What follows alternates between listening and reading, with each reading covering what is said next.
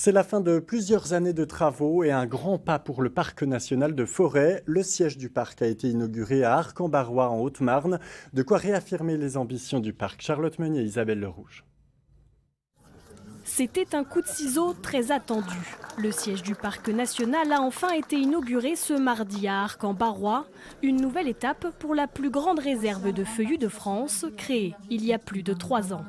C'est vrai que le décret de création du parc est paru, on était en plein Covid, ça a freiné évidemment le développement et des travaux et des activités qui sont développées par ce parc. Mais en même temps, on n'a jamais été aussi au cœur de l'actualité ici. La transition écologique, les questions de préservation de la forêt, de nos ressources naturelles, tout ça ce sont les sujets qui sont au cœur d'un parc national.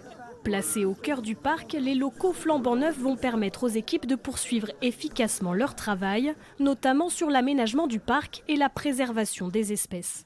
On a de nombreux défis. On a déjà à poursuivre l'équipement du territoire en termes de sentiers. C'est aussi tout un travail maintenant de recherche scientifique. On a un certain nombre d'espèces dont on souhaite avoir une meilleure connaissance. On pense notamment aux oiseaux. Une nouvelle dynamique qui s'observe aussi sous les arbres avec la construction de 4 portes comme celle-ci. Ces abris de 6 mètres de haut qui rappellent les huttes de charbonniers auront un rôle pédagogique.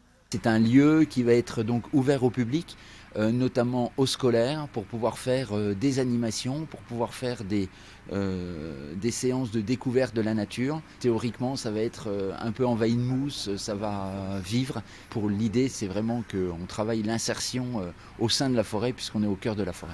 S'il est le plus récent de France, le parc national de Forêt ne cache pas ses ambitions. Entre pédagogie, recherche et préservation, il veut s'affirmer comme un outil face aux enjeux climatiques.